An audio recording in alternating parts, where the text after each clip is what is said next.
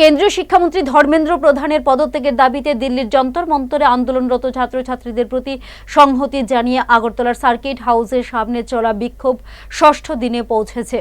আন্দোলনকারীরা শিক্ষাক্ষেত্রে স্বচ্ছতা ও জবাবদিহি নিশ্চিত করার দাবি জানান এবং ধর্মেন্দ্র প্রধানের পদত্যাগের দাবিও পুনর্ব্যক্ত করেন। এদিন আন্দোলনকারীদের সমর্থনে বিক্ষোভস্থলে উপস্থিত হন প্রাক্তন মুখ্যমন্ত্রী মানিক সরকার। এছাড়াও উপস্থিত ছিলেন সিটু নেতা শঙ্কর প্রসাদ দত্ত, সিপিএম নেতা অমল চক্রবর্তী সহ দলের অন্যান্য নেতৃবৃন্দ। তারা আন্দোলনকারীদের দাবির প্রতি সমর্থন জানিয়ে শান্তিপূর্ণ আন্দোলন চালিয়ে যাবার আহ্বান জানান।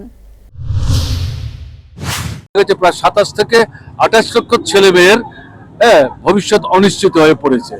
ফলে এই যুবকরা, ছাত্ররা, এরাই হচ্ছে আমাদের জাতির ভবিষ্যৎ, দেশের ভবিষ্যৎ।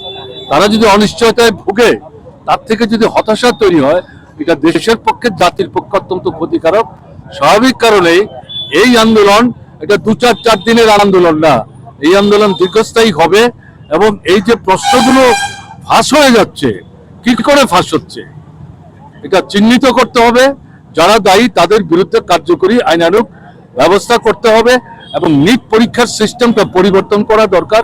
বিশেষভাবে কেন্দ্রের যে শিক্ষা দপ্তর, তার যিনি মন্ত্রী, তাকে দায়িত্ব নিয়ে পদত্যাগ করতে হবে। এবং এটা লজ্জাজনকভাবে আমরা যেটা লক্ষ্য করছি যে আমাদের দেশের প্রধানমন্ত্রী থেকে শুরু করে কেন্দ্রের সরকার এই মন্ত্রীকে রক্ষা করার চেষ্টা করছেন, কিন্তু পার পাবেন না।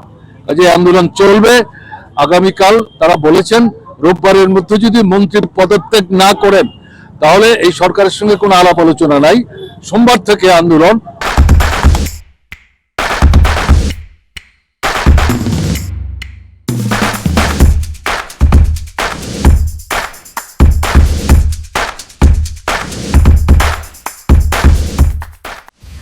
সাবস্ক্রাইব ও ফলো করুন হেডলাইন্স ত্রিপুরা ন্যাশনাল।